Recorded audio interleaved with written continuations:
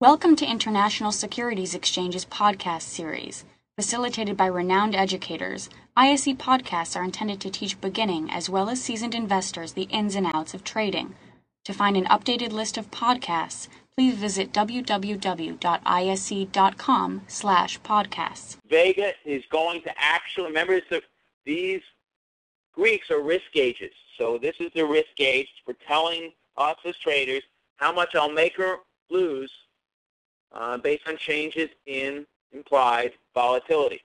1 unit change in implied volatility. I can go to a site called ivolatility.com and I can type in CDD, get the European style, put in the value. When I look, this is 106. It's actually, I think, down to 104. Number of days expiration, I typed in 13.75. That was about 8 weeks ago. Believe it or not, volatility has declined significantly in the last 8 weeks. And then I put in the interest rate. What you'll find here is that the values it's very interesting. You know, you can get the delta, gamma, theta, vega, and rho. So you, as the trader, can understand where my risk is. You know, what happens if nothing happens, or I lose about 2 cents if I buy this option? What happens if the exchange rate moves up a point? I make about 52 cents, or I lose 48 cents, whatever. So let's go through it. CDD trading 106, the call might be 186. The call delta is about 0.52, meaning if it goes to 107.05, this option would be worth about 52 cents more, or 238. If it goes down to 105, it's worth about $1.34. Goes down, the put's going to be worth more, or if it goes up, the put will be worth less. Most brokers are going to offer something like this, where you can actually look at your price of your option and the time value. So the yellow line basically tells me that it's at expiration, it's a linear proposition. Basically, you have no value until it gets over 106, and then it starts to gain some value. Prior to expiration, you see that sort of purple and blue line telling me that my option has value and has some time value anytime prior to it, and it gives me an approximate value based on certain volatilities. Delta, well, looking at a call, makes sense that the call option is going to have higher delta as the asset moves up. More delta as it goes up. As it goes down, lower deltas. The changing delta, what's that called? Gamma. I hope you're all enjoying this today. This presentation, you might want to go back, listen to it again, because there's a lot here.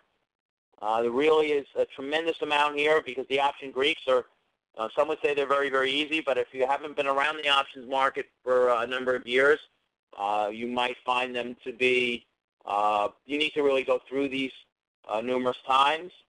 So again, I'd urge you to do that. Gamma, as I mentioned, gamma is going to change my delta, so I could get the call gamma. Look at the put gamma, and basically what it's telling me is my new delta. So I might have had a 52 call delta, and if the stop goes down, I'm going to go down to about a 43 delta. Or if the stop goes up, the stop, when I say stop, it's the exchange rate, goes to 61. It's very, very important to understand what happens. The put is going to increase if it's going down. You're going to have higher, and then otherwise the delta is going to be lower.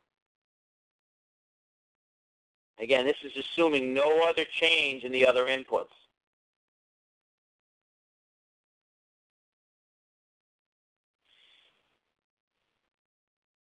And I hope this illustrates the point that I made just a couple moments ago about the gamma being greatest at the strike price.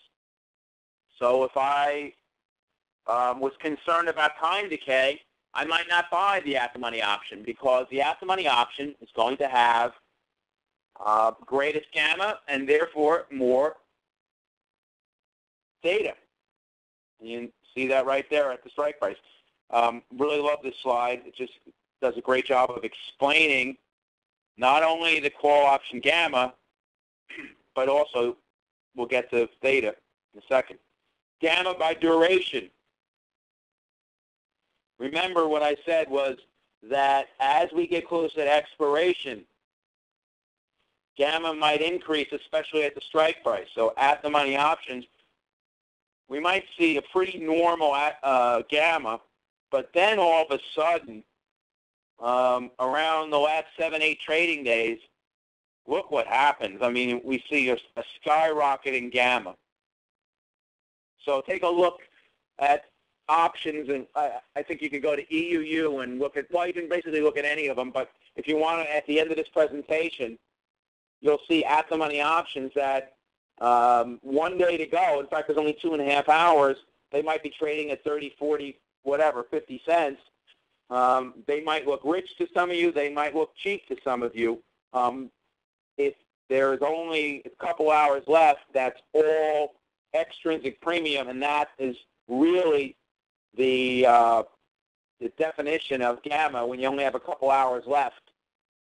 You have the rapidly changing delta. If it's at the strike price, you have a 50 delta, but we know that tomorrow at this time, these options will not have a 50 delta. They're going to either pay off or they're going to be worth 0.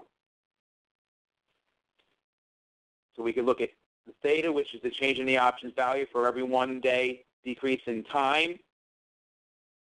To buy this 106 call, it's going to decay about, well, let's just round it to 3 cents. So $1.86 is going to be worth $1.83. $1.59 worth roughly $1.56.5 or something like 56. Theta at the money options. Remember I was talking about these at the money options. Well, the at the money options, what this is showing is that as we get closer, theta is going to really pick up here. And what we're showing here is the call option price. And as it gets closer, it starts to spike downwards.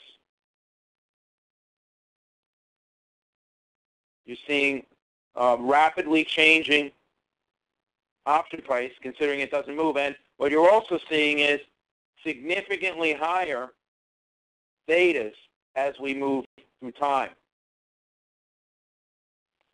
Vega is going to measure changes in the implied volatility. So what happens if the volatility goes from, let's say, 13.75% to 11.75% or 15.75? This is really important to think about because I want to know how much am I going to make or lose if the options change the volatility. So I can actually, I call it stress testing my position. I could say, okay, what happens? It's trading at 13.75, but you know what? Maybe it goes down to 11.75. You know, I might want to really, oops, that's not 160. That should be $1.60 and $1.33. Sorry about that. But the options would be worth significantly less if the volatility declines and significantly more if the volatility increases. Volatilities as of last November. So the euro, let's say the 1 month vol was around 11. The yen was about 14%.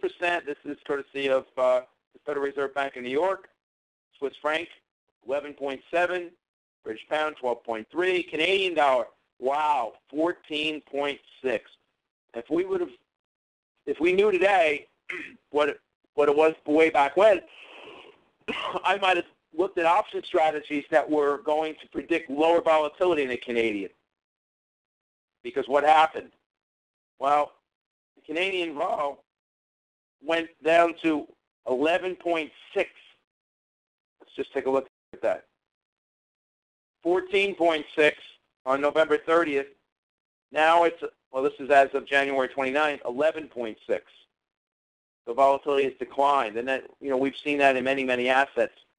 Thank you for listening to our podcast. To find more podcasts on options, stocks, alternative markets, and market data, please visit www.isc.com/podcasts.